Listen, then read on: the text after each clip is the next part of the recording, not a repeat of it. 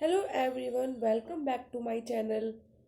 आज हम शुरू करेंगे थर्ड चैप्टर संश्लेषित एवं रेशे बिना टाइम वेस्ट किए हुए। तो सबसे पहले इसमें बताया गया है चैप्टर में कि जो जो संश्लेषित रेशे होते हैं जिससे हम कपड़ा जिससे बनता है वो सब चीज़, और हम वो जो प्लास्टिक होती है उन दोनों चीज़ों के बारे में इस चैप्टर के अंदर हम जानने वाले हैं। तो सबसे पहले इस चैप्टर में बताया गया है कि जो पोशाक होती है जिन्हें हम पहनते हैं कपड़े से निर्मित होते हैं।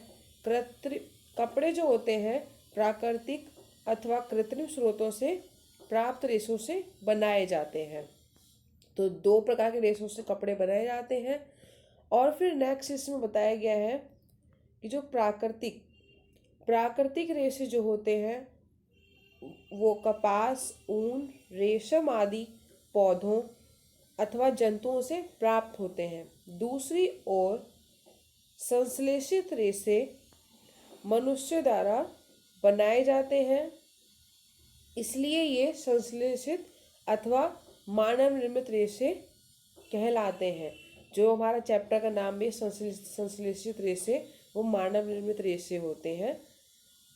और इसी में नेक्स्ट बताया गया है अनेक छोटी इकाइयां मिलकर एक बड़ी एक एकल इकाई बनाते हैं जो बहुलक अथवा इसको इंग्लिश में हम पॉलीमर कह सकते हैं कहलाती है। पॉलीमर शब्द ग्रीक भाषा के दो शब्दों से मिलकर बना है। पॉली का अर्थ अनेक तथा मर का अर्थ भाग अथवा इकाई है। अतः एक इकाई या बहुलक बहुत सी इकाइयों के दोहराने से बनता है। नेक्स्ट इसमें बताया गया संश्लेषित रेशे के प्रकार। तो सबसे पहले इसमें रेयॉन के बारे में जानते हैं। रेयॉन रेयॉन भी एक संश्लेषित रेशा है, मानव निर्मित रेशा है, जिसके बारे में बताया गया कि जो रेशम कीट से, हमें ये तो पता ही है कि रेशम कीट से प्राप्त किया जाता है। इसकी खोज चीन में हुई थी और इसे लंबे समय तक कड़ी सुरक्षा में गोपनीय रखा गया। रेशम रेशे से प्राप्त कपड़ा बहुत महंगा होता है, परंतु इसकी सुंदर सजावट ने प्रत्येक व्यक्ति को मोह लिया। रेशम को कृत्रिम रूप से बनाने के प्रयास किए गए। 19वीं शताब्दी के अंतिम छोर पर वैज्ञानिकों को रेशम समान गुणों वाले रेशे प्राप्त करने में सफलता प्राप्त हुई। इस प्रकार का रेशा कास्ट लुगदी के रासायनिक उपचार से प्राप्त किया गया। यह रेशा रेयॉन अथवा कृत्रिम रेशम कहलाया जाता है। रेयॉन प्राकृतिक स्रोत कास्ट लुगदी से प्राप्त किया जाता है। यह एक मानव निर्मित रेशा है। तो ये इंपॉर्टेंट पॉइंट हमें मिल गया है। और नेक्स्ट इसमें बताया गया नायलॉन के बारे में। नायलॉन भी मानव निर्मित रेशा है। इसे 1931 में बिना किसी प्राकृतिक खर्चे माल का उपयोग किए बनाया गया। इसका निर्माण कोयले, जल और वायु से किया गया। यह प्रथम पूर्ण रूप से संश्लेषित रेशा था। नायलॉन रेशा प्रबल, प्रत्यास्थ और हल्का था। यह चमकीला और धुलने में सुगम था, अतः यह कपड़ों के निर्माण हेतु बहुत प्रचलित हुआ। तो नायलॉन के बारे में भी देख लिया हमने। यहाँ पे ये नायलॉन से बनी हुई चीज़ें दिखाई गई है और ये रेयॉन से बनी हुई चीज़ें यहाँ पर दिखाई गई है। नेक्स्ट है इसमें एक नायलॉन का तार इस्पात के तार से अधिक प्रबल होता है। पॉलिस्टर और एक्रिलिक ये भी इसी में आते हैं, मानव निर्मित रेशे में। यहाँ पे ये पैट की फुल फॉर्म बताई गई है कि जो पैट है पॉली एथिली टर्थेलेट एक बहुत सुपरिचित प्रकार का पॉलिस्टर है। पॉलिस्टर का कपड़ा भी आपने सुना होगा।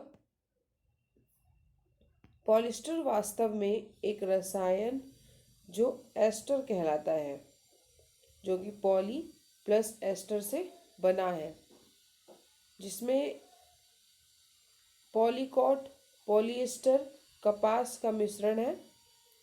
पॉलीकॉट जो है पॉलिएस्टर और कपास का मिश्रण है।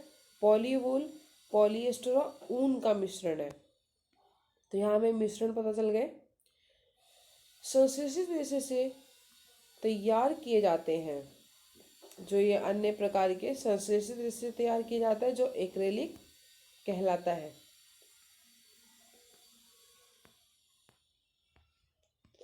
इसी में नेक्स्ट है, संश्लेषित रेशे गर्म करने पर पिघल जाते हैं। यह वास्तव में संश्लेषित रेशों का एक हानिकारक गुण है। यदि वस्त्रों में आग लग जाती है तो यह बहुत आपदाजनक हो सकता है। कपड़ा पिघल जाता है और पहनने वाले व्यक्ति के शरीर से चिपक जाता है। अतः हमें प्रयोगशाला अथवा रसोई घर में कार्य करते समय संश्लेषित वस्त्र नहीं पहनने चाहिए। तो यहाँ में हमें और भी बहुत अच्छी बात पता चली है। नेक्स्ट है, इसमें सभी संश्लेषित रेशे पेट्रोलियम मूल के कच्चे माल जो पेट्रो रसायन कहलाते हैं से विविध प्रक्रमों द्वारा तैयार किए जाते हैं। संश्लेषित रेशे के गुणधर्म जानते हैं अब हम। ये शीघ्र सूखते हैं, अधिक चलाऊ, कम महंगे, आसानी से उपलब्ध, रख रखाव में सुविधाजनक होते हैं। बिल्कुल सही बात है।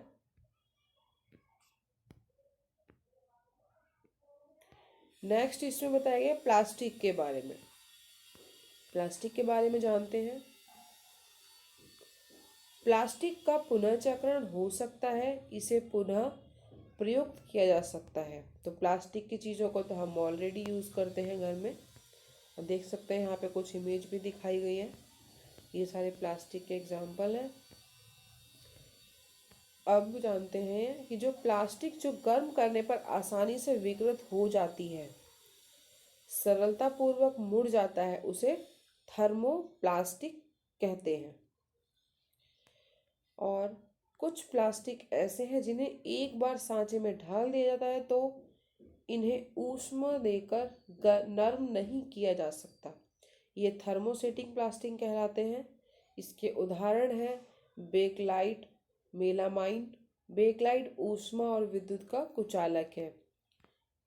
और नेक्स्ट इसमें बताया गया है, यहाँ पे इन्होंने इमेज दिखाई गई है थर्मोसेटिंग और थर्मोप्लास्टिक से निर्मित चीज़ों की। जो ये विकल्प पदार्थ है, हम जो प्लास्टिक को यूज़ करते हैं एक विकल्प के रूप में प्रयोग करते हैं, क्योंकि प्लास्टिक जो है वो बहुत प्लास्टिक इसीलिए हम यूज़ करते हैं क्योंकि ये जो कम अनभिक्रियाशील पदार्थ है। क्योंकि प्लास्टिक हर सब सारी